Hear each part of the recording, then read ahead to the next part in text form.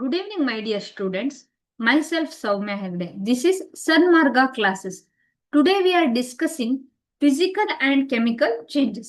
ಭೌತಿಕ ಮತ್ತೆ ರಾಸಾಯನಿಕ ಬದಲಾವಣೆಗಳು ಹೇಗಾಗುತ್ತೆ, ಏನೇನು ಕ್ರಿಯೆಗಳು ನಡೆಯುತ್ತೆ, ಭೌತಿಕ ಬದಲಾವಣೆ ಅಂದ್ರೆ ಏನು, ಅದರ ಗುಣಲಕ್ಷಣಗಳೇನು, ರಾಸಾಯನಿಕ ಬದಲಾವಣೆ ಅಂದ್ರೇನು, ಅದರ ಗುಣಲಕ್ಷಣಗಳೇನು, ಇವೆಲ್ಲದನ್ನ ನೀವು ಅದರ ಸಿನಾಪ್ಸಿಸ್ ಅನ್ನು ನಾವು ಈ ಕ್ಲಾಸ್ ಅಲ್ಲಿ ಡಿಸ್ಕಸ್ ಮಾಡ್ತೀವಿ. ಓಕೆ, ಸೊ ಬೇಸಿಕಲಿ ಈ ಚಾಪ್ಟರ್ ಏನನ್ನ ಹೇಳುತ್ತೆ ಅಂದ್ರೆ, ನಮ್ಮ ಸುತ್ತಮುತ್ತಲಿರುವಂತಹ ವಸ್ತುಗಳಲ್ಲಿ ಆಗುವಂತಹ ಬದಲಾವಣೆ ಅದು ಭೌತಿಕವಾಗಿ ಆಗುತ್ತೋ ಅಥವಾ ಕೆಮಿಕಲ್ ರಾಸಾಯನಿಕವಾಗಿ ಆಗುತ್ತೋ ಅನ್ನೋದನ್ನ ನಾವು ಈಗ ನೋಡ್ಬೋದು. ಅಂದ್ರೆ ಈಗ ನಂಗೊಂದು ಹಾಲು ಕೆಡ್ತಿದೆ ಅಥವಾ ಒಂದು ಚೆಂಡನ್ನ ಎಸಿತಿದ್ದೀನಿ, ಈ ತರ ಡೈಲಿ ಏನು ದೈನಂದಿನ ಜೀವನದಲ್ಲಿ ಏನು ನಡೀತಿದ್ಯಲ್ಲ ಅದು ಫಿಸಿಕಲ್ ಚೇಂಜ್ ಅಂತ ಅನ್ಸ್ಕೊಳುತ್ತೋ ಕೆಮಿಕಲ್ ಚೇಂಜ್ ಅಂತ ಅನ್ಸ್ಕೊಳುತ್ತೋ?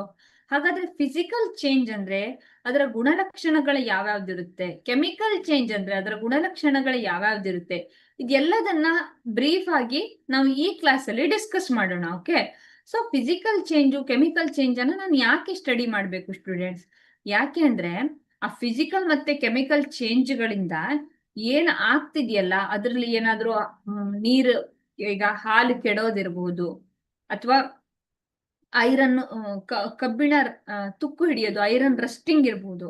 ಈ ತರ ಕೆಲವು ಒಂದು ಕ್ರಿಯೆಗಳು ನಮ್ಗೆ ಬೇಡದೇ ಇರುವಂತಹ ಕ್ರಿಯೆಗಳು, ಅಂಥ ಕ್ರಿಯೆಗಳು ಆಗದೆ ಇರೋ ಹಂಗೆ ಏನ್ ಮಾಡುತ್ತೆ, ಇದು ತಡೆಯುತ್ತೆ ಅಂತ. ಹಾಗಾಗಿ ಫಿಸಿಕಲ್ ಮತ್ತೆ ಕೆಮಿಕಲ್ ಚೇಂಜಸ್ ಅನ್ನ ನಾವು ಸ್ಟಡಿ ಮಾಡ್ಲೇಬೇಕಾಗಿರುತ್ತೆ.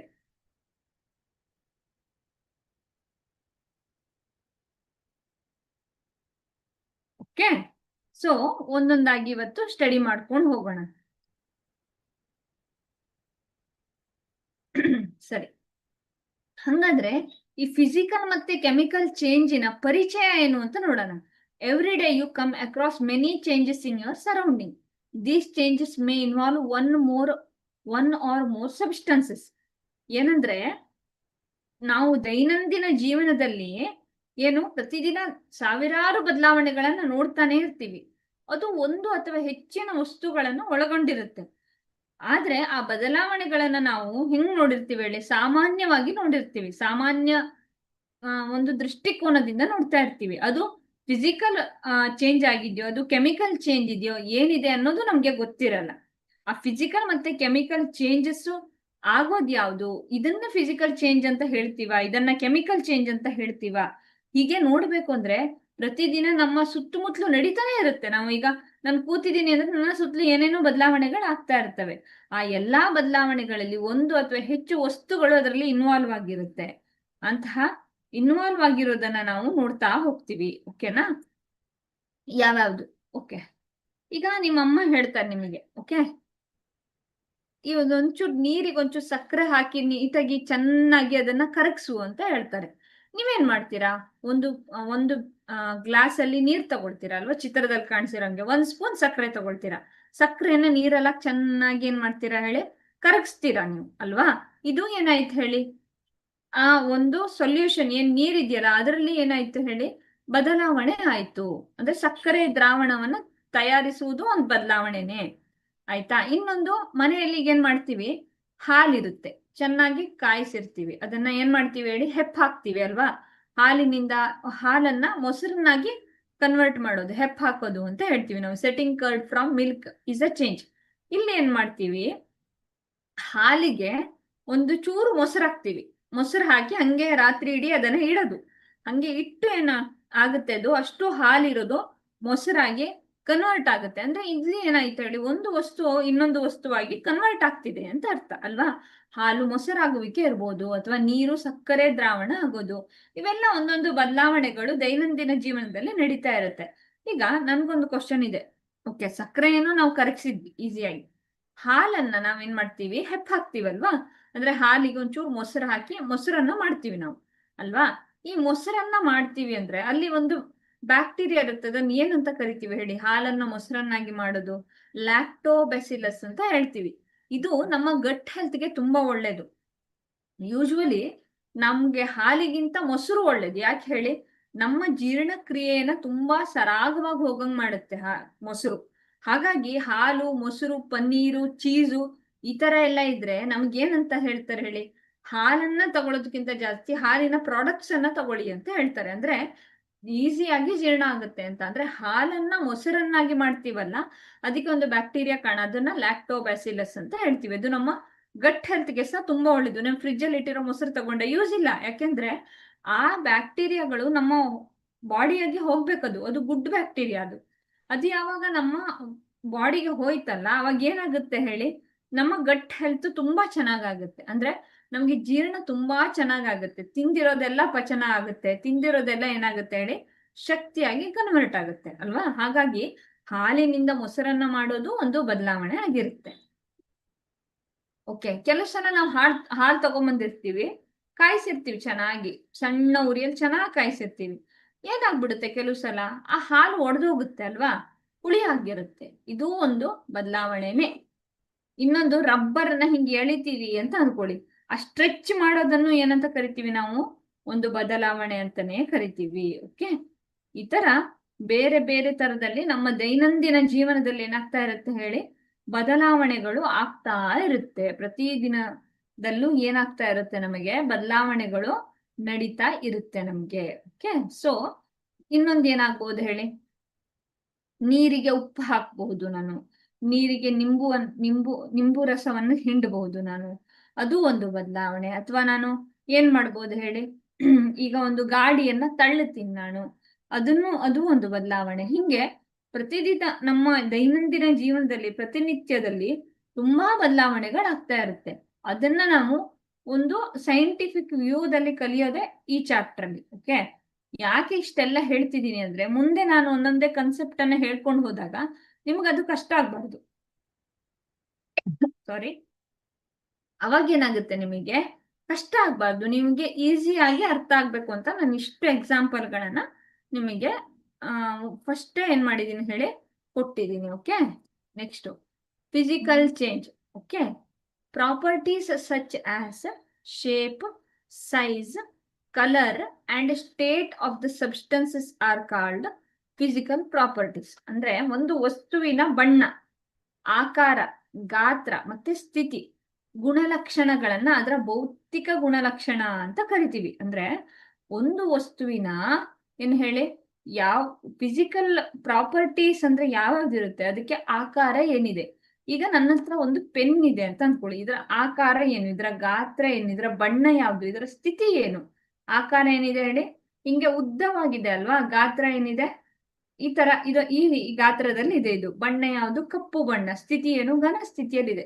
ಅಂದ್ರೆ ಒಂದು ವಸ್ತುವನ್ನ ಕನ್ಸಿಡರ್ ಮಾಡಿದ್ರೆ ನಾನು ಆ ವಸ್ತುವಿನ ಈ ಎಲ್ಲಾ ಗುಣಲಕ್ಷಣಗಳನ್ನ ಭೌತಿಕ ಗುಣಲಕ್ಷಣ ಅಥವಾ ಫಿಸಿಕಲ್ ಪ್ರಾಪರ್ಟೀಸ್ ಅಂತ ನಾನು ಕರಿತಾ ಹೋಗ್ತೀನಿ. ಓಕೆನಾ? ಸೊ ಈ ಫಿಸಿಕಲ್ ಪ್ರಾಪರ್ಟಿಯನ್ನ ಕನ್ಸಿಡರ್ ಮಾಡಿದ್ರೆ ನಂಗೆ ಏನಾಗುತ್ತೆ? ಭೌತಿಕ ಗುಣಲಕ್ಷಣ ಅಂತ ಅದನ್ನ ಕನ್ಸಿಡರ್ ಮಾಡ್ತೀನಿ. ಬದಲಾವಣೆ ಅಂದ್ರೆ ಏನಾಗುತ್ತೆ?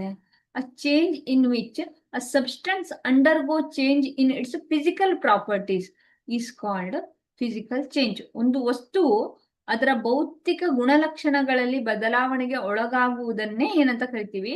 ಭೌತಿಕ ಬದಲಾವಣೆ ಅಂತ ಕರಿತೀವಿ. ಈಗ ನೋಡಿ, ನಿಮ್ಮ ಕಣ್ಣೆದುರುಗಡೆ ಒಂದು ಚಿತ್ರ ಕಾಣಿಸ್ತಿದೆ, ಮೆಲ್ಟಿಂಗ್ ಆಫ್ ಐಸ್.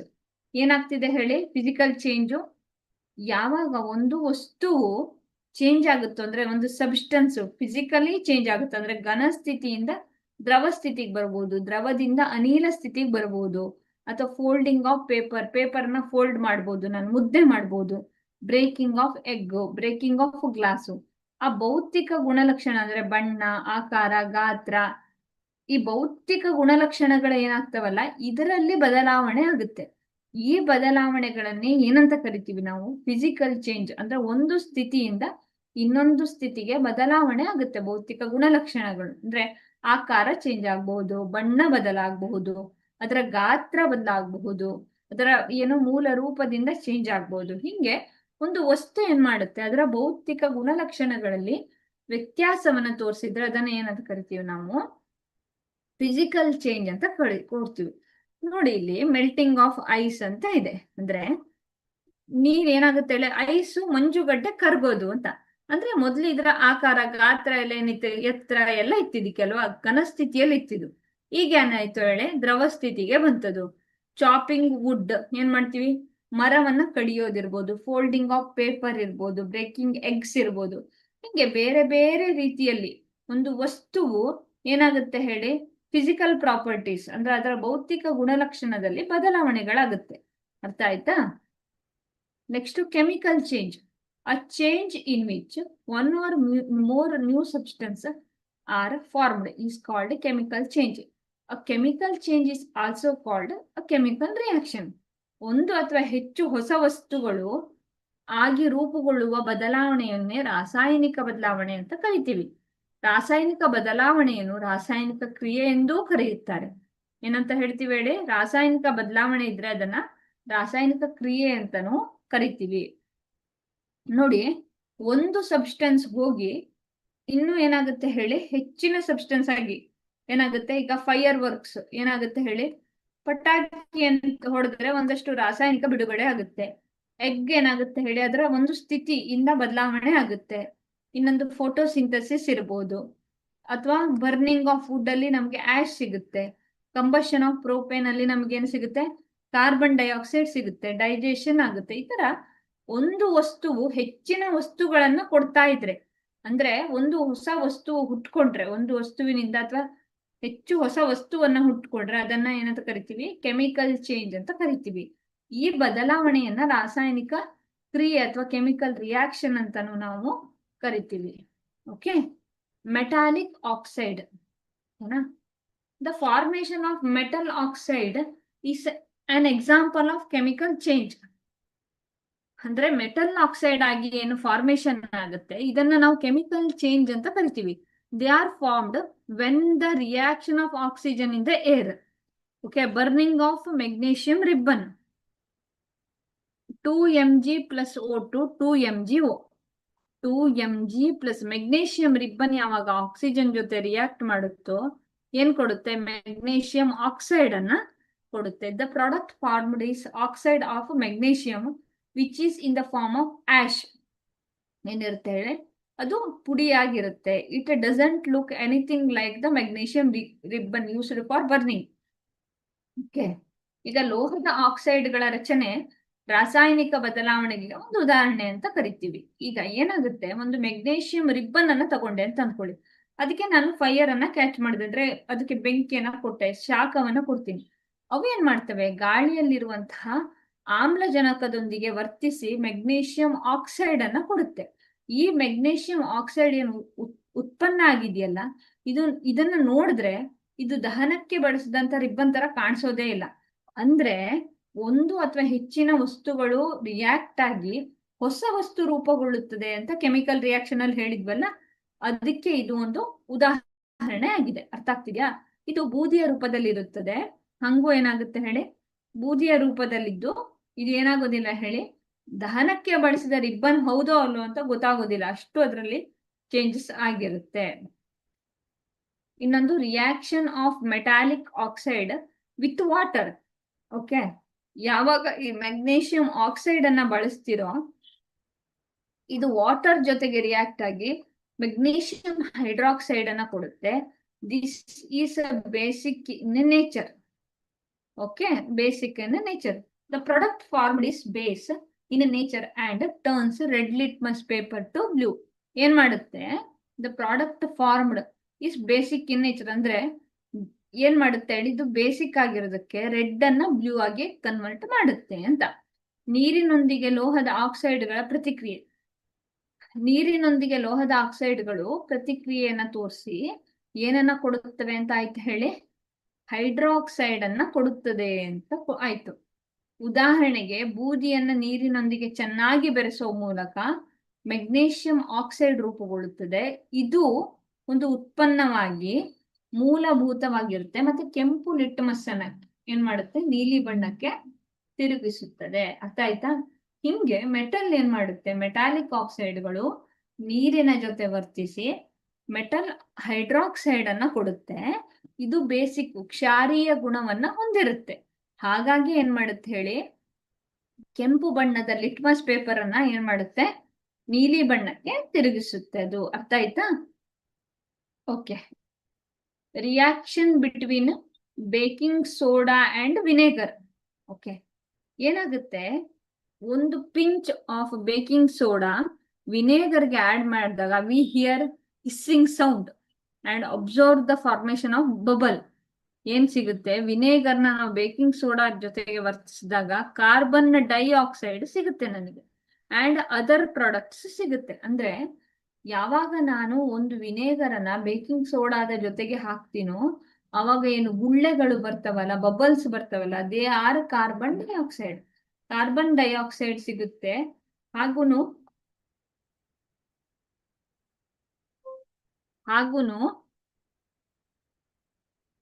ಉಪ ಉತ್ಪನ್ನಗಳಾಗಿ ನನಗೆ ಸಿಗುತ್ತೆ. ಓಕೆ,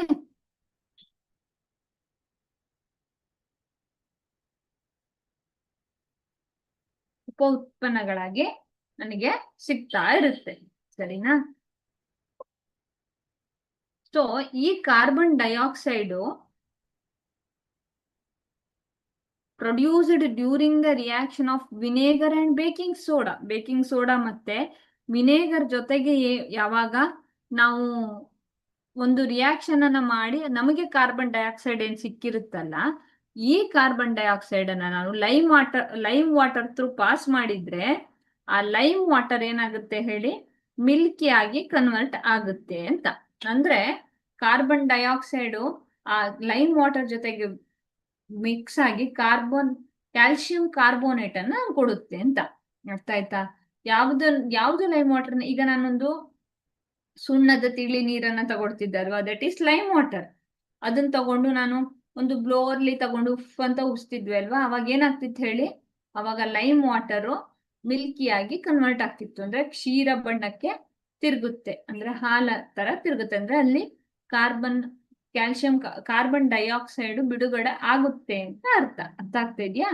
ಅಂದ್ರೆ ಓವರ್ ಆಲ್ ರಿಯಾಕ್ಷನ್ ಏನ್ ಹೇಳಿ, ವಿನೆಗರ್ ಯಾವಾಗ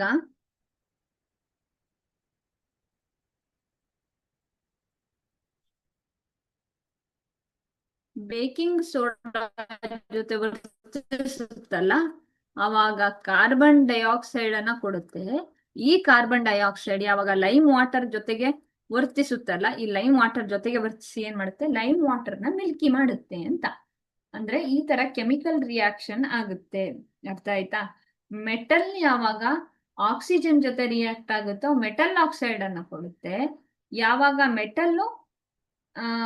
ಮೆಟಲ್ ಆಕ್ಸೈಡ್ ವಾಟರ್ ಜೊತೆ ರಿಯಾಕ್ಟ್ ಆಗುತ್ತೋ ಮೆಟಲ್ ಹೈಡ್ರಾಕ್ಸೈಡ್ ಅನ್ನ ಕೊಡುತ್ತೆ. ಈ ತರ ಏನು ವಿನೆಗರ್ ಮತ್ತೆ ಬೇಕಿಂಗ್ ಸೋಡಾ ಎರಡು ಯಾವಾಗ ಸಿಗುತ್ತಲ್ಲ ಅವಾಗ ಏನ್ ಮಾಡ್ತೇವೆ, ಎರಡು ರಿಯಾಕ್ಟ್ ಆದಾಗ ನಮಗೆ ಕಾರ್ಬನ್ ಡೈಆಕ್ಸೈಡ್ ಅನ್ನ ಉತ್ಪನ್ನವಾಗಿ ಕೊಡುತ್ತೆ. Okay, observation that indicate a chemical change. Okay, ರಾಸಾಯನಿಕ ಬದಲಾವಣೆಯನ್ನ ಸೂಚಿಸುವಂತಹ ಅವಲೋಕನಗಳು ಏನು? ಓಕೆ, ಒಂದು ರಾಸಾಯನಿಕ ಕ್ರಿಯೆ ನಡೆದಿದೆ, ಒಂದು ರಾಸಾಯನಿಕವಾಗಿ ಬದಲಾವಣೆ ಆಗಿದೆ ಅಂದ್ರೆ ಏನ್ ಆಗುತ್ತೆ ಅಂತ. ಓಕೆ, ಸರಿ. Heat or light absorbed or given out during a chemical reaction.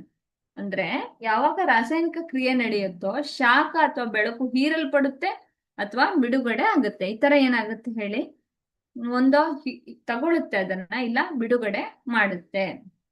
Okay, ಅಂದ್ರೆ ಈಗ ನೋಡಿ, ಒಂದು ರಿಯಾಕ್ಷನ್ ಅನ್ನ ಕನ್ಸಿಡರ್ ಮಾಡಿದ್ರೆ ಎಕ್ಸೋಥರ್ಮಿಕ್ ರಿಯಾಕ್ಷನ್. ಎಕ್ಸೋಥರ್ಮಿಕ್ ಅಂದ್ರೆ ಏನ್ ಮಾಡುತ್ತೆ ಹೇಳಿ, ಶಾಖವನ್ನ ಹೊರಗಡೆ ಹಾಕೋದು. ಎಂಡೋಥರ್ಮಿಕ್ ಅಂದ್ರೆ ಶಾಖವನ್ನ ಹೀರಿಕೊಳ್ಳುವಂತಹ ರಿಯಾಕ್ಷನ್ಗಳು. ಅಂದ್ರೆ ಒಂದು ಕೆಮಿಕಲ್ ರಿಯಾಕ್ಷನ್ ಆಗ್ತಿದೆ ಅಂದ್ರೆ ಆ ರಿಯಾಕ್ಷನ್ ಅಲ್ಲಿ ಏನಾಗುತ್ತೆ ಹೇಳಿ, ಈಗ ನಾನು ಒಂದು HCl ಅನ್ನ ಕನ್ಸಿಡರ್ ಮಾಡಿದೆ ಅಂತ ಅನ್ಕೊಳ್ಳಿ, ಹೈಡ್ರೋಕ್ಲೋರಿಕ್ ಆಸಿಡ್ ಅನ್ನ ಕನ್ಸಿಡರ್ ಮಾಡ್ತೀನಿ.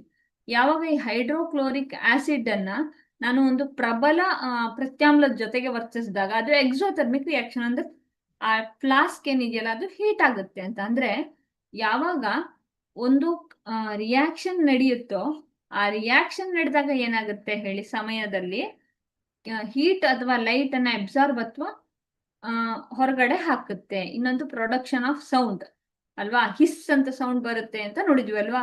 ಈ ವಿನೆಗರ್ ಮತ್ತೆ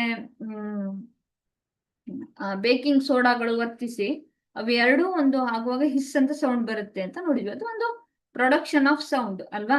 ಇನ್ನೊಂದೇನು ಹೇಳಿ, ಸೋಡಿಯಂ ಅಥವಾ ಪೊಟ್ಯಾಷಿಯಂ ಅನ್ನು ನೀವು ನೀರಿನೊಂದಿಗೆ ವರ್ತಿಸಿದಾಗ್ಲೂ ಸೌಂಡ್ ಹಂಗೆ ಬರುತ್ತೆ. ಅಂದ್ರೆ ಅಲ್ಲಿ ಒಂದು ಕೆಮಿಕಲ್ ಚೇಂಜ್ಗಳು ನಡೀತಾ ಇದೆ ಅಂತ ಅರ್ಥ ಆಯ್ತಾ. ಹಾ, production of gases or precipitate ಏನಾಗುತ್ತೆ ಹೇಳಿ, ಒಂದು ಗ್ಯಾಸ್ ಪ್ರೊಡ್ಯೂಸ್ ಆಗುತ್ತೆ, ಇಲ್ಲ ಅಂದ್ರೆ ಏನ್ ಸಿಗುತ್ತೆ ನಮಗೆ, PPT ಸಿಗುತ್ತೆ. Production of smell, pungent smell, ಈಗ ಪಟಾಕಿ ಎಲ್ಲ ಹೊಡೆದಾಗ ಸ್ಮೆಲ್ ಬರುತ್ತೆ ನಮಗೆ ಅಲ್ವಾ. ಆ ಕಲರ್ ಚೇಂಜ್ ಮೇ ಆಕರ್, ಅಂದ್ರೆ ಬಣ್ಣದಲ್ಲೂ ಬದಲಾವಣೆ ಆಗಬಹುದು. ಹಿಂಗೆ ಏನಾಗುತ್ತೆ, ಈ ರಿಯಾಕ್ಷನ್ಗಳಲ್ಲಿ ಏನ್ ನಡೆಯುತ್ತೆ, ಏನು ಈ ಕೆಮಿಕಲ್ ಚೇಂಜಸ್ ಅಂತ ನಾವು ಕನ್ಸಿಡರ್ ಮಾಡ್ತೀವೋ ಅದಾಗಬೇಕು ಅಂದ್ರೆ ಏನೇನಾಗ್ಬೇಕು ಹೇಳಿ, ಹೀಟ್ ಅಥವಾ ಲೈಟ್ ಅಬ್ಸರ್ವ್ ಆಗಬೇಕು, ಪ್ರೊಡಕ್ಷನ್ ಆಫ್ ಸೌಂಡ್ ಇರಬೇಕು, ಅಥವಾ ಏನು ಗ್ಯಾಸ್ ಪ್ರೊಡ್ಯೂಸ್ ಆಗಬೇಕು. ಈಗ ಕೆಲವು ರಿಯಾಕ್ಷನ್ಗಳಲ್ಲಿ ನೋಡಿ, ಈಗ Na+H2O gives NaOH ಅಲ್ವಾ. Na+HCl gives NaCl salt plus H2, ಅಂದ್ರೆ ಒಂದು ಗ್ಯಾಸ್ ಹೊರಗೆ ಹಾಕ್ತು. ಆ ಕಲರ್ ಚೇಂಜ್ ಮೇ ಆಕರ್, ಒಂದು ಕಲರ್ ಬದಲಾವಣೆ ಆಗ್ಬೋದು. ಅದನ್ನ ನೀವು ಮುಂದಿನ ಒಂದು ಎಕ್ಸಾಂಪಲ್ ಅಲ್ಲಿ ನೋಡ್ತೀರಾ ಕಲರ್ ಹೆಂಗ್ ಚೇಂಜ್ ಆಗುತ್ತೆ ಅಂತ. ಇನ್ನೊಂದು ಪ್ರೊಡಕ್ಷನ್ ಆಫ್ ಸ್ಮೆಲ್, ಈಗ ಕೆಲವು ಮಹಾನಗರಗಳಲ್ಲೆಲ್ಲ ಪಟಾಕಿನ ಬ್ಯಾನ್ ಮಾಡಿದ್ದಾರೆ. ಯಾಕೆಂದ್ರೆ ಆ ಸ್ಮೆಲ್ಗೆ, ಆ ಧೂಳಿಗೆ ಏನಾಗ್ತಿದೆ ಹೇಳಿ, ನಮಗೆ ರೆಸ್ಪಿರೇಟರಿ ಇಶ್ಯೂಗಳು ಬರ್ತಾ ಇದಾವೆ. ಹಾಗಾಗಿ ಅಂತವನ್ನೆಲ್ಲ ಏನ್ ಮಾಡ್ತಿದ್ದಾರೆ ಹೇಳಿ, ಗೌರ್ಮೆಂಟ್ ಏನ್ ಮಾಡ್ತಿದೆ, ಆತರ ತುಂಬಾ ಪಟಾಕಿನ ಹೊಡಿಬಾರ್ದು, ಈ ತರ ಎಲ್ಲ ಹೇಳ್ತಿದೆ. ಓಕೆ,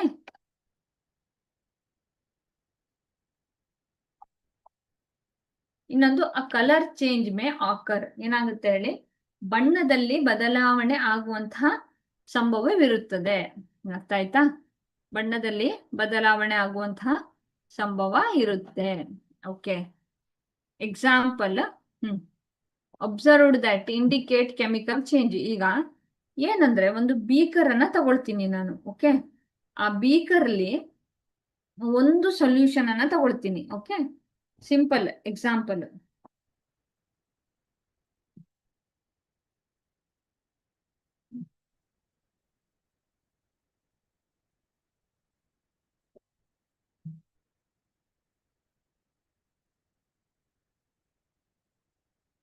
ಈಗ ಒಂದು ಕೆಮಿಕಲ್ ಅನ್ನ ತಗೊಳ್ತೀನಿ ನಾನು. ಅಲ್ಲಿ ಏನ್ ಮಾಡ್ತೀನಿ ಹೇಳಿ, ಈ ಚಿತ್ರವನ್ನ ನೋಡಿ ನೀವು.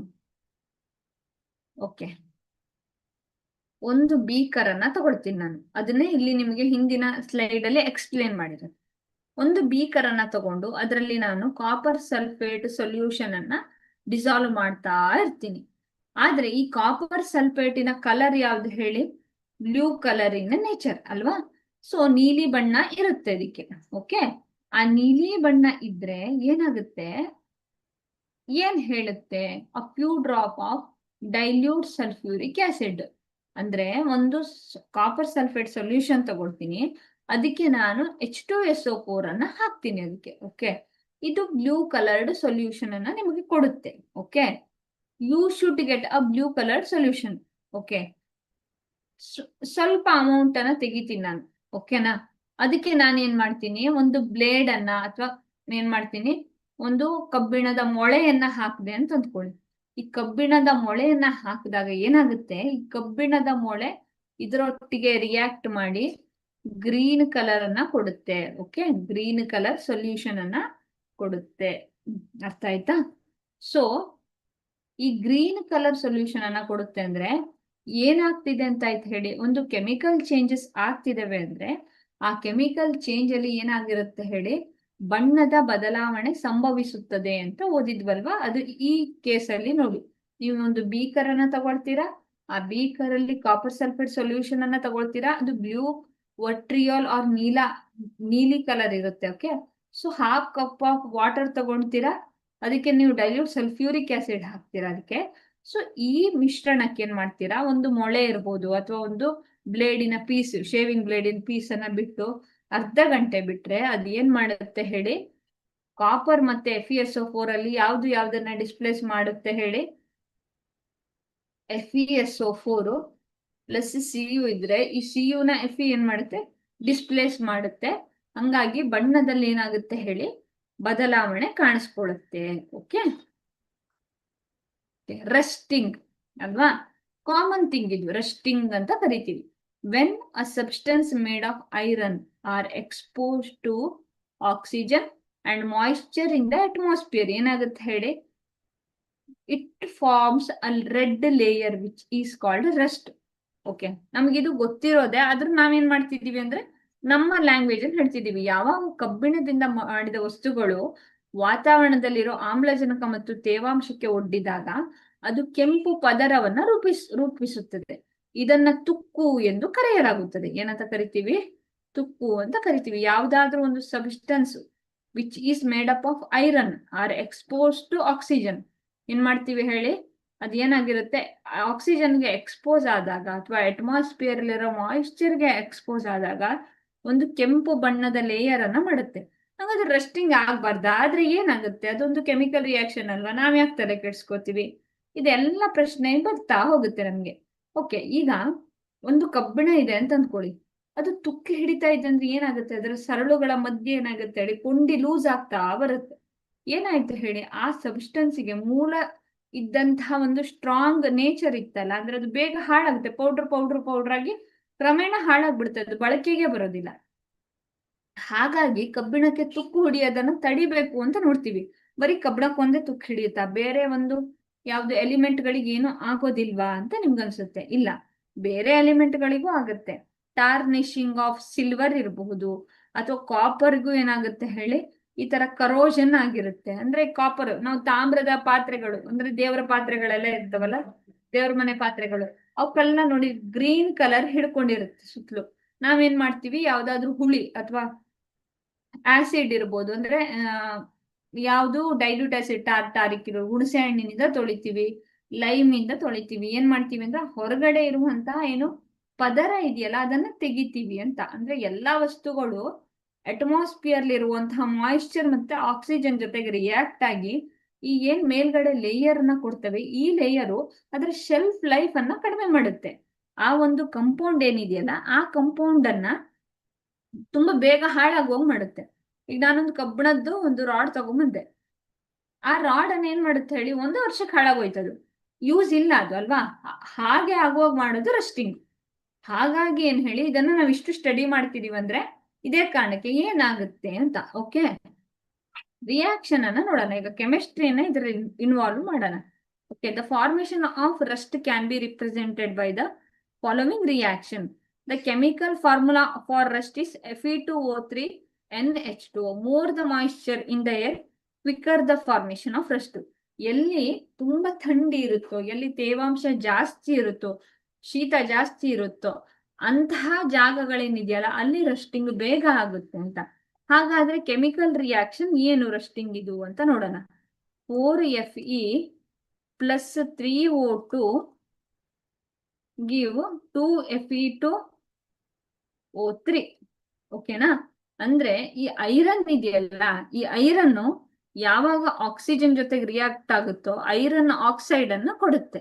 ಓಕೆ, ಈ ಐರನ್ ಆಕ್ಸೈಡ್ ಏನ್ ಸಿಗುತ್ತಲ್ಲ, ಇದು ರಸ್ಟೆಡ್, ನಮಗೇನು ಈ ಚಿತ್ರದಲ್ಲಿ ಕಾಣಿಸ್ತಿದೆಯಲ್ಲ, ಇದು Fe2O3 ಆಗಿರುತ್ತೆ.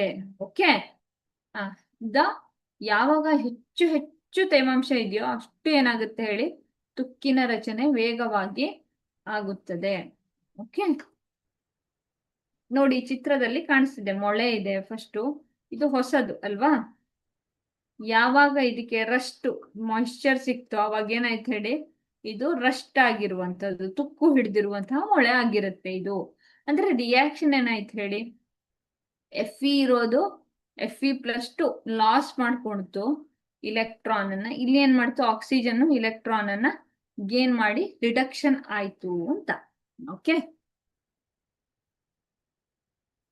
ನೆಕ್ಸ್ಟ್. ಹಾಗಾದ್ರೆ ಈ ರಸ್ಟಿಂಗ್ ಏನಿದೆಯಲ್ಲ, ಈ ರಸ್ಟಿಂಗ್ ಅನ್ನ, ಈ ಪ್ರಾಸೆಸ್ ಏನಾಗ್ತಿದೆ ಇಲ್ಲಿ ನೋಡಿ. ಈಗ ಹಾಗಾದ್ರೆ ಅದ್ರ ಪ್ರಿವೆನ್ಷನ್ ಹೆಂಗೆ ಅಂತೆಲ್ಲ ನಾವು ನೆಕ್ಸ್ಟ್ ಸ್ಟಡಿ ಮಾಡ್ಕೊಂಡು ಹೋಗ್ತೀವಿ. The process of depositing zinc on the surface of iron to prevent rusting. Okay, ಈಗ ನಾನೇನ್ ಮಾಡ್ತೀನಿ, ಇದಂತೂ ಐರನ್, ಇದು ತುಕ್ಕು ಹಿಡಿದೇ ಹಿಡಿಯುತ್ತೆ. ಇದರದ್ದು ಮೂಲ ಗುಣ ಅದು. ಹಾಗಾದ್ರೆ ನಾನು ಏನ್ ಮಾಡ್ಬೇಕು, ಅದರ ಮೇಲೆ ಇನ್ನೊಂದು ಯಾವ್ದಾದ್ರು ಒಂದು ಕೋಟಿಂಗ್ ಮಾಡಿದ್ರೆ ಅವಾಗ ಏನಾಗುತ್ತೆ ಹೇಳಿ, ಅದನ್ನ ಪ್ರಿವೆಂಟ್ ಮಾಡಬಹುದಾ ಅಂತ ನೋಡ್ತೀನಿ. ಓಕೆ, ಆ ಪ್ರಿವೆಂಟ್ ಮಾಡುವಂತಹ ಮೆಥಡ್ ಅನ್ನ ಏನಂತ ಕರಿತೀವಿ, galvanisation, the process of depositing zinc on the surface. Zinc ಏನಿರುತ್ತೆ ಹೇಳಿ, ಎನ್ವಿರಾನ್ಮೆಂಟ್ ಇರುವಂತಹ ಆಕ್ಸಿಜನ್ ಮಾಯಿಶ್ಚರ್ ಜೊತೆ ವರ್ತಿಸೋದಿಲ್ಲ. ಅಂದ್ರೆ ಹಾಗಾಗಿ ಅದು ಶೆಲ್ಫ್ ಲೈಫ್ ಆಫ್ ಐರನ್ ಅನ್ನ ಇನ್ಕ್ರೀಸ್ ಮಾಡುತ್ತೆ. ಈ ಪ್ರಾಸೆಸ್ ಹೊರಗಡೆಯ ಜಿಂಕ್ ಕೋಟಿಂಗ್ ಮಾಡೋದನ್ನ ಏನಂತ ಕರಿತೀವಿ, ಗ್ಯಾಲ್ವನೈಸೇಷನ್ ಅಂತ ಕರಿತೀವಿ. ಇಲ್ಲಿ ಕ್ಯಾಥೋಡ್ ಏನಾಗಿರುತ್ತೆ ಹೇಳಿ, ಜಿಂಕ್ ಆಗಿರುತ್ತೆ. ಆನೋಡ್ ಏನಾಗಿರುತ್ತೆ, ಅದು ಜಿಂಕ್ ಆಗಿರುತ್ತೆ. ಪ್ಯೂರ್ ಜಿಂಕ್ ಬಂದು ಏನಾಗುತ್ತೆ, ಮೆಟಲ್ ಮೇಲೆ ಕುತ್ಕೊಳ್ತಾ ಬರುತ್ತೆ. ಓಕೆ, ನೋಡಿ ಎಲ್ಲಿ ಗ್ಯಾಲ್ವನೈಸೇಷನ್ ಅನ್ನ ಯೂಸ್ ಮಾಡ್ತೀವಿ ಅಂತ. Iron water pipes are galvanized. Ships are made out of iron, which is galvanized. Due to the presence of salt in sea water, the process of rusting is hastened. Okay, so hence ship need to replace their iron body every year. ಏನು ನಾವು ಹಡಗುಗಳಿರುತ್ತಲ್ಲ, ಈ ಹಡಗುಗಳಲ್ಲಿ ಯಾವತ್ತು ಕಬ್ಬಿಣದಿಂದ ಒಂದು ಕೊಳವೆಗಳನ್ನು ತಯಾರಿ ಮಾಡಾಗಿರುತ್ತೆ. ಯಾವತ್ತು ಇದಕ್ಕೆ ವರ್ಷ ಕಲಾಯಿ ಮಾಡುದು. ಅಂದ್ರೆ ಏನ್ ಮಾಡ್ತೀವಿ ಹೇಳಿ, ಜಿಂಕ್ ಕೋಟಿಂಗ್ ಅನ್ನ ಮಾಡ್ತಾನೆ ಇರ್ತೀವಿ. ಓಕೆ, ಸಮುದ್ರದ ನೀರಿನಲ್ಲಿರುವ ಲವಣಗಳು ಅಂದ್ರೆ ಏನಿರುತ್ತಲ್ಲ, ಅವು ತುಕ್ಕು ಹಿಡಿಯುವ ಪ್ರಕ್ರಿಯೆಯಿಂದ ತ್ವರಿತಗೊಳಿಸುತ್ತೆ ಅಂತ. ಯಾಕೆ ಹೇಳಿ, ಸಮುದ್ರದಲ್ಲಿ ಏನೋ ಸಾಲ್ಟ್ ವಾಟರ್ ಇರುತ್ತೆ. ಸಾಲ್ಟ್ ವಾಟರ್ ಅಲ್ಲಿ ಏನಿರುತ್ತೆ ಹೇಳಿ, ಕ್ಲೋರಿನ್ ಇರುತ್ತೆ, ಬ್ರೋಮಿನ್ ಇರುತ್ತೆ. ಇವೆಲ್ಲ ಏನಾಗುತ್ತೆ, ಬೇಗ ಅಟ್ರಾಕ್ಟ್ ಮಾಡುತ್ತೆ ಐರನ್ ಅನ್ನ. ಹಂಗಾಗಿ ಏನಾಗುತ್ತೆ, ಪ್ರತಿ ವರ್ಷ ಕಬ್ಬಿಣದ ಏನ್ ಬಾಡಿ ಇರುತ್ತಲ್ಲ ಹಡಗಿಂದು, ಅದನ್ನ ಏನ್ ಮಾಡ್ತೀವಿ, ರೀಪ್ಲೇಸ್ ಮಾಡ್ತಾ ಇರ್ತೀವಿ, ಬದಲಾಯಿಸ್ತಾ ಇರ್ತೀವಿ. ಓಕೆ, ಸೊ ಕ್ರಿಸ್ಟಲೈಸೇಷನ್ ಅಂತ. ಸೊ ಕ್ರಿಸ್ಟಲೈಸೇಷನ್ ಅಂದ್ರೆ ಏನ್ ಹೇಳಿ ನೋಡೋಣ. The process of separation of salt from the solution. ಒಂದು ಸೊಲ್ಯೂಷನ್ ಅನ್ನ ನಾನು ತಗೊಂಡ್ರೆ, ಆ ಸೊಲ್ಯೂಷನ್ ಇಂದ ಅದರ ಸಾಲ್ಟ್ ಅನ್ನ ತೆಗೆಯೋದು. ಈಗ ಸಪೋಸ್ ನನ್ನ ಹತ್ರ ಕಾಪರ್ ಸಲ್ಫೇಟ್ ಇದೆ ಅಂತ ಅನ್ಕೊಂಡು, ಕಾಪರ್ ಸಲ್ಫೇಟ್ 5H2O. ಇದು ನಿಮ್ಗೆ ಗೊತ್ತು, ಇದು ಯಾವ ಕಲರ್ ಇದೆ ಹೇಳಿ, ಬ್ಲೂ ಕಲರ್ ಅಲ್ಲಿ ಇರುತ್ತೆ. ಓಕೆ, ಅಂದ್ರೆ ಇಲ್ಲಿ 5H2O ಇದೆ ಅಂತ ನಮ್ಗೆ ಗೊತ್ತಿದೆ ಅಲ್ವಾ. ಸೊ ಇಲ್ಲಿ ಏನಾಗುತ್ತೆ, ಈ ಕಾಪರ್ ಸಲ್ಫೇಟ್ ಬ್ಲೂ ಕಲರ್ ಇರೋದನ್ನ, ಇದರಲ್ಲಿ ಇರುವಂತ H2O ನ ರಿಮೂವ್ ಮಾಡ್ಬಿಡ್ತೀನಿ ನಾನು. H2O ನ ರಿಮೂವ್ ಮಾಡಿ CuSO4 ಅನ್ನ ಮಾತ್ರ ಉಳಿಸ್ಕೋತೀನಿ. ಅಂದ್ರೆ ಆ ಸಾಲ್ಟ್ ಇಂದ, ಆ ಸೊಲ್ಯೂಷನ್ ಇಂದ ಸಾಲ್ಟ್ ಅನ್ನ ಸಪರೇಟ್ ಮಾಡ್ತೀವಲ್ಲ, ಇದನ್ನೇ ಏನಂತ ಕರಿತೀವಿ ಹೇಳಿ, ಸ್ಫಟಕೀಕರಣ ಅಥವಾ ಕ್ರಿಸ್ಟಲೈಸೇಷನ್ ಪ್ರಾಸೆಸ್ ಅಂತ ಕರಿತೀವಿ. ಈ ಚಿತ್ರದಲ್ಲಿ ನಿಮ್ಗೆ ಕಾಣಿಸ್ತಿದೆ. ಫಸ್ಟ್ ಇಲ್ಲಿ ನೋಡಿ, ಈ ತರ ಸೊಲ್ಯೂಷನ್ ತರ ಇರುತ್ತೆ, ಆಮೇಲೆ ಏನಾಯ್ತು, ಸಾಲ್ಟ್ ಆಗಿ ಕನ್ವರ್ಟ್ ಆಯ್ತದು. ಓಕೆ, ಎಲ್ಲ ಆಗುತ್ತೆ ಹಂಗಾದ್ರೆ. ನಾವು ಪ್ರತಿದಿನ ಬಳಸುವಂತಹ ಟೇಬಲ್ ಸಾಲ್ಟ್ ಅಂದ್ರೆ ಈ purification technique that purifies sea water, ಸಮುದ್ರದ ನೀರನ್ನ ಅಶುದ್ಧ ಮಾದರಿಯಲ್ಲಿ ಇರುತ್ತೆ. ಅವಾಗ ಏನ್ ಮಾಡ್ತೀವಿ, ಆ ಶುದ್ಧೀಕರಣ ತಂತ್ರವನ್ನ ಬಳಸಿ, ನೋಡಿ ಗುಡ್ಡೆ ಹಾಕೊಂಡಿರುತ್ತೆ ಅಲ್ವಾ, ಈ ತರ ಗುಡ್ಡೆ ಹಾಕೊಂಡಿರುವಂತದ್ದನ್ನ ಏನ್ ಮಾಡ್ತೀವಿ ಹೇಳಿ, ನಾವು there is a physical change, ಶುದ್ಧೀಕರಣವನ್ನ ಮಾಡಿ ನಾವು ಉಪ್ಪನ್ನ ತಯಾರಿಸುವಂತಹ ಪ್ರಕ್ರಿಯೆಯನ್ನ ಮಾಡ್ತೀವಿ. ಓಕೆ, ಸೊ ಹಾಗಾದ್ರೆ ಕ್ರಿಸ್ಟಲೈಸೇಷನ್ ಅಂದ್ರೆ ಏನ್ ಮಾಡ್ತೀವಿ ಅಂತ ಹೇಳಿ ನೋಡೋಣ. ಒಂದು ಸೊಲ್ಯೂಷನ್ ಅನ್ನ ತಗೊಳ್ತೀನಿ ನಾನು. ಓಕೆ, ಈ ಒಂದು ಸೊಲ್ಯೂಷನ್ ಅನ್ನ ತಗೊಂಡು ಇದನ್ನ ಏನ್ ಮಾಡ್ತೀನಿ, ಈಗ ಕಾಪರ್ ಸಲ್ಫೇಟ್ ಇದೆ ನನ್ನ ಹತ್ರ, ಅದನ್ನ ಕರಗಿಸೋದು, ಚೆನ್ನಾಗಿ ಕರಗಿಸೋದು. ಕರಗಿಸಿ ಎಲ್ಲಿವರೆಗೆ ಕರಗಿಸ್ತೀನಿ ಅಂದ್ರೆ ಸ್ಯಾಚುರೇಷನ್ ಬರೋವರೆಗೆ ನಾನು ಕರಗಿಸ್ತೀನಿ ಅಂತ ಅಂದ್ಕೊಳ್ಳಿ. ಸ್ಯಾಚುರೇಷನ್ ಬರೋವರೆಗೆ ಕರಗಿಸಿದ ಮೇಲೆ ಏನ್ ಮಾಡ್ತೀನಿ ನಾನು, ಅದನ್ನ ಚೆನ್ನಾಗಿ ಬಾಯ್ಲ್ ಮಾಡ್ತೀನಿ. ಎಷ್ಟು ಬಾಯ್ಲ್ ಮಾಡ್ತೀನಿ ಅಂದ್ರೆ ಇಷ್ಟೆಲ್ಲ ಇವಾಪರೇಟ್ ಆಗ್ತಾ ಹೋಗ್ಬೇಕು. ಅದರಲ್ಲಿರುವಂತಹ ನೀರೆಲ್ಲ ಆವಿಯಾಗಿ ಕೆಳಗಡೆ ಏನ್ ಹೇಳಿ, ಬರೀ ಒಂದು ಥಿಕ್ ಒಂದು ಸಾಲ್ಟ್ ಕ್ರಿಸ್ಟಲ್ ಮಾತ್ರ ಉಳ್ಕೊಳ್ಬೇಕು. ಓಕೆ, ಅದನ್ನ ನಾನೇನ್ ಮಾಡ್ತೀನಿ, ಕೂಲ್ ಮಾಡ್ತಾ ಹೋಗ್ತೀನಿ. ಕೂಲ್ ಮಾಡಿದಾಗ ಏನಾಗುತ್ತೆ, ಆ ಕ್ರಿಸ್ಟಲ್ ಏನು ಉಳಿದಿದೆಯಲ್ಲ ಅದು ಮತ್ತೆ ಏನಾಗುತ್ತೆ, ಗಟ್ಟಿ ಆಗುತ್ತೆ. ಈ ತರ ಮಾಡಿ ನಾನೇನ್ ಮಾಡ್ತೀನಿ, ಕ್ರಿಸ್ಟಲ್ ಅನ್ನ ಪಡ್ಕೋತೀನಿ. ಯಾಕೆ ಹೀಗ್ ಮಾಡ್ಬೇಕು, ಆ ಇಂಪ್ಯೂರಿಟೀಸ್ ಏನಿತ್ತಲ್ಲ, ಅಶುದ್ಧ ವಸ್ತುಗಳೇನಿತ್ತಲ್ಲ, ಆ ಅಶುದ್ಧ ವಸ್ತುಗಳೆಲ್ಲ ಈ ಸೊಲ್ಯೂಷನ್ ಅಲ್ಲಿ ಕರಗಿರುತ್ತೆ. ಆಮೇಲೆ ಅದನ್ನ, ಆ ಮಡ್ಡನ್ನ ಕೆಳಗಡೆ ಹಾಗೆ ಉಳಿಸ್ಕೊಂಡಿರುತ್ತೆ. ಓಕೆ, ಸೊ ಆ ಮಡ್ಡನ್ನು ಹಾಗೆ ಉಳಿಸ್ಕೊಂಡು ಏನ್ ಮಾಡುತ್ತೆ, ಯಾವಾಗ ನೀವು ಜಾಸ್ತಿ ಶಾಖವನ್ನು ಕೊಡ್ತಿರೋ ಬರೀ ಕ್ರಿಸ್ಟಲ್ಗಳು, ನಮಗೆ ಯಾವ ಕ್ರಿಸ್ಟಲ್ ಬೇಕೋ ಆ ಕ್ರಿಸ್ಟಲ್ಗಳು ಮಾತ್ರ ಹಾಗೆ ಉಳ್ಕೊಳ್ಳುತ್ತೆ. ಆ ಕ್ರಿಸ್ಟಲ್ಗಳನ್ನ ತೆಗಿತೀವಿ, ಅದು ಮತ್ತೆ ಪೂರ್ತಿಯಾಗಿ ಗಟ್ಟಿಯಾಗಿರಲ್ಲ. ಯಾವಾಗ ಅದನ್ನ ಮತ್ತು ಕೂಲ್ ಮಾಡ್ತೀವೋ, ರೂಮ್ ಟೆಂಪರೇಚರ್ ತರ್ತೀವಿ, ಇನ್ನೂ ಕೂಲ್ ಮಾಡ್ಕೊಂಡು ಬಂದಾಗ ಏನಾಗುತ್ತೆ, ನಮಗೆ ಒಂದು ಸಾಲ್ಟ್ ಸಿಗುತ್ತೆ. ಓಕೆ, ಈಗ ಒಂದು ಸಣ್ಣ ಎಕ್ಸಾಂಪಲ್ ಅನ್ನು ತಗೊಳ್ತೀನಿ. ಒಂದು ಕಪ್ ಅನ್ನ ತಗೊಳ್ತೀನಿ, ಅದರಲ್ಲಿ ನಾನು ಏನ್ ಮಾಡ್ತೀನಿ, ಒಂದು ಬಿಸಿ ಬಿಸಿ ನೀರನ್ನ ತಗೊಳ್ತೀನಿ. ಅದಕ್ಕೆ ಆ ಬೀಕರ್ಗೆ ಏನ್ ಮಾಡ್ತೀನಿ, ಸಲ್ಫ್ಯೂರಿಕ್ ಆಮ್ಲವನ್ನ ಹಾಕ್ತೀನಿ ಅಂತ ಅನ್ಕೊಳ್ಳಿ. ಅದಕ್ಕೆ ನಾನು ಏನ್ ಮಾಡ್ತೀನಿ, ತಾಮ್ರದ ಸಲ್ಫೇಟ್ ಪುಡಿಯನ್ನು ಹಾಕ್ತೀನಿ. ಓಕೆ, ಸೊ ತಾಮ್ರದ ಸಲ್ಫೇಟ್ ಪುಡಿಯನ್ನು ಹಾಕ್ತೀನಿ. ಮತ್ತೇನ್ ಮಾಡ್ತೀನಿ, ಹೀಟ್ ಮಾಡ್ತೀನಿ ಚೆನ್ನಾಗಿ. ಅದು ಕುದಿಯಲು ಪ್ರಾರಂಭಿಸುತ್ತೆ. ಕುದ್ದು ಕುದ್ದು ಕುದ್ದು ಏನಾಗುತ್ತೆ, ಪುಡಿಯಾಗುವವರೆಗೂ ತಾಮ್ರದ ಸಲ್ಫೇಟ್, ನೋಡಿ ಚಿತ್ರದಲ್ಲಿ ಕಾಣಿಸ್ತಿದೆ ಅಲ್ವಾ, ಆತರ ಎಲ್ಲಾ ನೀರು ಏನಾಗುತ್ತೆ ಹೇಳಿ, ಕಂಪ್ಲೀಟ್ ಆಗಿ ಏನಾಗುತ್ತೆ, ಡಿಸಾಲ್ವ್ ಆಗುತ್ತೆ. ಓಕೆ, ನಾನು ಮತ್ತೆ ಮತ್ತೆ ಹಾಕ್ತಾನೆ ಹಾಕ್ತಾನೆ ಹಾಕ್ತಾನೆ ಹೋಗ್ತೀನಿ. ಎಲ್ಲಿವರೆಗೆ ಕಾಪರ್ ಸಲ್ಫೇಟ್ ಅನ್ನ ಹಾಕ್ತೀನಿ ಹೇಳಿ, ಎಲ್ಲಿವರೆಗೆ ಕಂಪ್ಲೀಟ್ ಆಗಿ ಅದು ಇನ್ನು ಆಗೋದೇ ಇಲ್ಲ, ಸ್ಯಾಚುರೇಷನ್ ಬರ್ಬೇಕು, ಅಲ್ಲಿವರೆಗೂ ನಾನು ಏನ್ ಮಾಡ್ತೀನಿ, ಕಾಪರ್ ಸಲ್ಫೇಟ್ ಅನ್ನ ಆಡ್ ಮಾಡ್ತೀನಿ. ಈ ಹಾಕಿ ಹಾಕಿ ಹಾಕಿ ಚೆನ್ನಾಗಿ ಕುದಿಸಿದ್ಮೇಲೆ ಅದನ್ನ ಕೂಲ್ ಆಗಕ್ಕೆ ಅಲೋ ಮಾಡ್ತೀನಿ. ಅಲ್ಲಿವರೆಗೆ ನಾನು ಡಿಸ್ಟರ್ಬ್ ಮಾಡಲ್ಲ ಅದನ್ನ. ಓಕೆ, ಅಲ್ಗಾಡ್ಸೋದು ಅಥವಾ ಎತ್ತೋದು ಈ ತರ ಏನು ಮಾಡಂಗಿಲ್ಲ, ಹಂಗೆ ಅದನ್ನ ಕೂಲ್ ಆಗಿ ಇರೋಕೆ ಬಿಡ್ತೀನಿ. ಓಕೆ, ಸೊ ಕೂಲ್ ಆಗಿ ಇರೋಕೆ ಬಿಟ್ಟ ಮೇಲೆ ಏನಾಗುತ್ತೆ, ಈ ಸೊಲ್ಯೂಷನ್ ತಣ್ಣಗಾದ್ಮೇಲೆ ಏನಾಗುತ್ತೆ, ಅದು ನನಗೆ ಕ್ರಿಸ್ಟಲ್ ಅನ್ನ ಕೊಡುತ್ತೆ ಅಂತ. ಅರ್ಥ ಆಯ್ತಾ? ಆ ಕ್ರಿಸ್ಟಲ್ ಏನು ಕೊಟ್ಟಿರುತ್ತಲ್ಲ, ಆ ಕ್ರಿಸ್ಟಲ್ ಏನಾಗಿರುತ್ತೆ, ಅದು ನಮಗೆ ಪ್ಯೂರ್ ಫಾರ್ಮ್ ಅಲ್ಲಿ ಕಾಪರ್ ಸಲ್ಫೇಟ್ ಅನ್ನ ಕೊಡುತ್ತೆ. ಅದರ ಕಲರ್ಸ್ ಚೇಂಜ್ ಇರಬಹುದಾಗಿರುತ್ತೆ.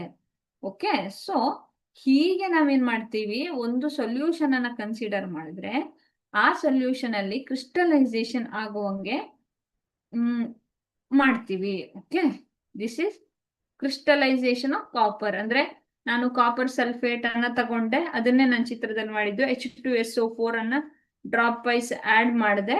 ಆ ಡ್ರಾಪ್ ವೈಸ್ H2SO4 ಅನ್ನ ಆಡ್ ಮಾಡ್ತಾ ಹೋದಂಗೂನು ಆಡ್ ಮಾಡಿ ಅದನ್ನ ಚೆನ್ನಾಗಿ ಹೀಟ್ ಮಾಡ್ತೀನಿ. ಅದೇನಾಗುತ್ತೆ, ಚಿಕ್ಕ ಚಿಕ್ಕ ಕ್ರಿಸ್ಟಲ್ ಆಗುತ್ತೆ. ಇದನ್ನ ಡಿಸ್ಟರ್ಬ್ ಮಾಡಬಾರ್ದು. ಆಮೇಲೆ ಏನಾಗುತ್ತೆ, ತುಂಬಾ ಚೆನ್ನಾಗಿ ಕ್ರಿಸ್ಟಲ್ ಆಗಿ ಕಾಪರ್ ಸಲ್ಫೇಟ್ ಆಗುತ್ತೆ. ಓಕೆ, ಸೊ ಸ್ಟೂಡೆಂಟ್ಸ್, ನಾವು ಈ ತರಗತಿಯಲ್ಲಿ ಏನೇನನ್ನ ಕಲ್ತ್ವಿ ಹಂಗಾದ್ರೆ? ಸೊ ಫಿಸಿಕಲ್ ಮತ್ತೆ ಕೆಮಿಕಲ್ ಚೇಂಜ್ಗಳು ಒಂದು ದೈನಂದಿನ ಜೀವನದಲ್ಲಿ ಹೇಗೆ ಆಗುತ್ತವೆ ಅನ್ನೋದನ್ನ ನಾವು ಈ ತರಗತಿಯಲ್ಲಿ ನೀವು ಸ್ಟಡಿ ಮಾಡಿದ್ರಿ ಅಲ್ವಾ? ಸೊ ಈ ತರಗತಿಯಲ್ಲಿ ನೀವು ಸ್ಟಡಿ ಮಾಡಿದಾಗ ನಿಮ್ಗೆ ಏನೇನು ಗೊತ್ತಾಯ್ತು? ಈಗ ನಾನು ಒಂದು ಕಬ್ಬಿಣವನ್ನ ತಗೊಂಡೆ ಅನ್ಕೊಳ್ಳಿ. ಆ ಕಬ್ಬಿಣದ ಶೆಲ್ಫ್ ಲೈಫ್ ಅನ್ನ ನಾನು ಇನ್ಕ್ರೀಸ್ ಮಾಡ್ಬೇಕು, ಹೆಚ್ಚು ಮಾಡ್ಬೇಕಂದ್ರೆ ನಾನು ಏನ್ ಮಾಡ್ಬೇಕು ಅಂತಾಯ್ತು? ಆ ಕಬ್ಬಿಣಕ್ಕೆ ಪೇಂಟಿಂಗ್ ಅನ್ನ ಮಾಡ್ತೀನಿ ನಾನು. ಓಕೆ, ಅಥವಾ ಅದಕ್ಕೆ ಜಿಂಕ್ ಕೋಟಿಂಗ್ ಅನ್ನ ಮಾಡ್ತೀನಿ ನಾನು. ಗ್ಯಾಲ್ವನೈಸೇಷನ್ ಮೂಲಕ ಅದನ್ನ ಏನ್ ಮಾಡ್ತೀನಿ, ಇನ್ನೂ ಅದರ ಶೆಲ್ಫ್ ಲೈಫ್ ಅನ್ನ ಹೆಚ್ಚಿಸ್ತೀನಿ. ಅಂದ್ರೆ ಕೆಮಿಕಲ್ ಚೇಂಜ್ಗಳು, ಫಿಸಿಕಲ್ ಚೇಂಜ್ಗಳು ಈ ಒಂದು ಏನು ನಮ್ಮ ದೈನಂದಿನ ಜೀವನದಲ್ಲಿ ಎಷ್ಟು ಪರಿಣಾಮವನ್ನ ಬೀರುತ್ತೆ ಅನ್ನೋದನ್ನ ನಾವು ಈ ತರಗತಿಯಲ್ಲಿ ಕಲ್ತ್ಕೊಂಡ್ರಿ ಅಲ್ವಾ? ಸೊ ಈ ತರಗತಿ ಮತ್ತೆ ಹಿಂದಿನ ತರಗತಿಯಲ್ಲಿ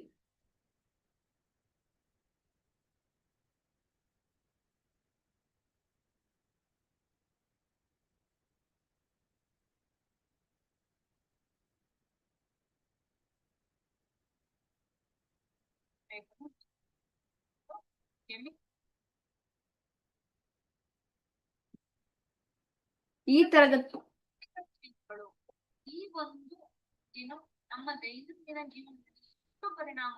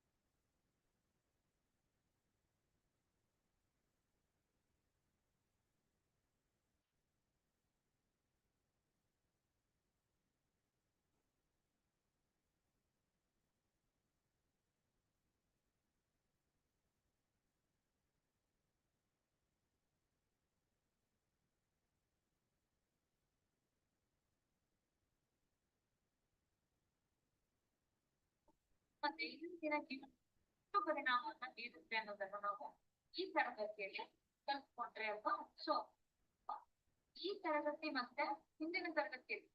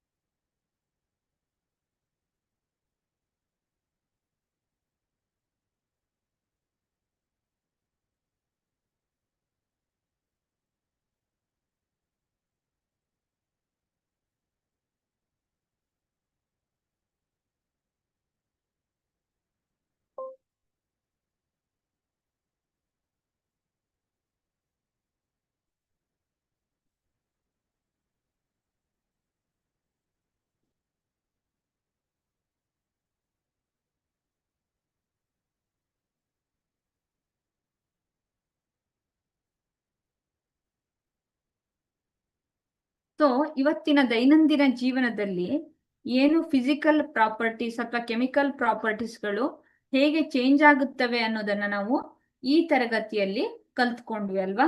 ಸೊ ಥ್ಯಾಂಕ್ ಯು ಆಲ್.